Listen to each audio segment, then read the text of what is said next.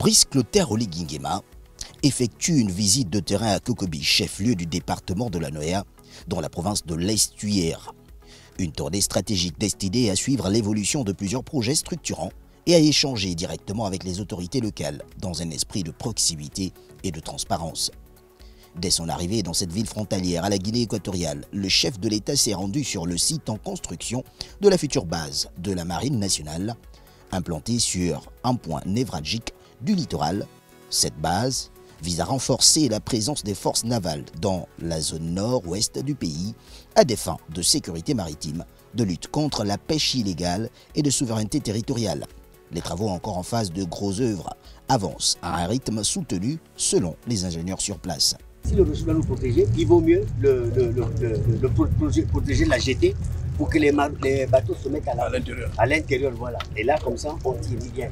Et ça, quelle que soit les intempéries, quelle que soit la marée, la saison, les bateaux sont protégés. Mais il faut voir le tirant d'eau en toute saison pour que ça puisse rentrer.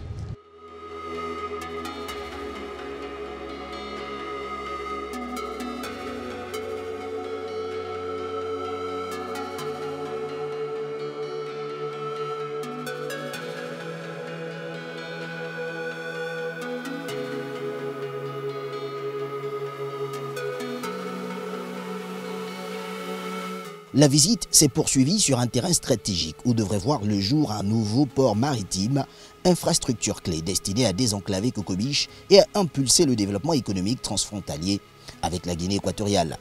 Le président a exprimé sa volonté de voir ce projet aboutir rapidement en insistant sur l'importance d'un port moderne capable de dynamiser les échanges commerciaux et de favoriser l'intégration sous-régionale.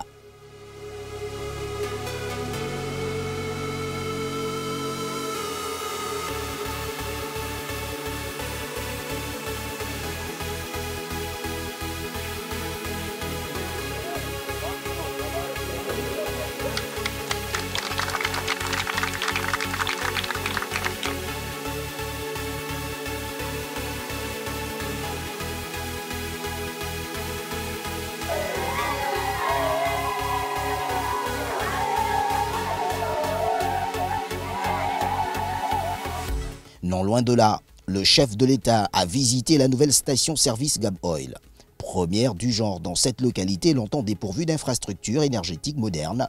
Cette station symbolise un début de rééquilibrage territorial en matière d'accès aux carburants et services de mobilité. Il faut savoir que c'est une station de type 2, donc nous avons 3 cuves. Une cuve de 30 000 litres essence, 30 000 litres gasoil et 20 000 litres pétrole. Et le pétrole ici marche vraiment bien. Pourquoi? À cause des pêcheurs qui n'ont plus besoin d'aller se ravitailler chez nos voisins en Guinée équatoriale. Le président s'est ensuite rendu au centre artisanal de pêche de Kokobiche, point névralgique de l'économie locale. Dans une atmosphère chaleureuse, il a échangé avec les pêcheurs. La ville de Kokobiche a un énorme potentiel. Déjà en matière de pêche, et la pêche est déjà suffisamment développée, mais on peut encore faire mieux, on peut optimiser cette pêche. Donc il faut moderniser le CAPAC. Déjà, il est prévu de le déplacer, de le mettre dans un endroit où il sera beaucoup plus accessible et où on pourra optimiser l'activité de pêche en mettant sur place des services intégrés, en emmenant la BCEG, en mettant en place des espaces pour transformer notre poisson. Et nous allons pouvoir gérer aussi sa commercialisation et surtout son exportation qui nous échappe pour le moment. Nous avons l'intention de gaboniser le secteur de la pêche. Nous savons aujourd'hui qu'est-ce qui bloque et qu'est-ce qui fait que les Gabonais n'arrivent pas à pêcher. Les Gabonais savent pêcher, mais ils pêchent en zone, ils pêchent sur le littoral et ils pêchent en continental. Ils n'ont pas eu l'habitude d'aller pêcher en haute mer. Donc nous avons toutes ces questions qui sont sur la table, mais selon les instructions du président Brice Clotaire Oligui-Nguema, dont on connaît le patriotisme et le pragmatisme, cette filière aussi va être nationalisée. La journée s'est clôturée dans une ambiance solennelle et visionnaire avec la projection d'un film représentant le projet de la future cité balnéaire de Kokobiche. Entre images de synthèse et ambition gouvernementale, le film a dévoilé une vision ambitieuse. Faire de Kokobiche une destination touristique de premier plan, dotée d'infrastructures modernes, tout en respectant l'environnement côtier.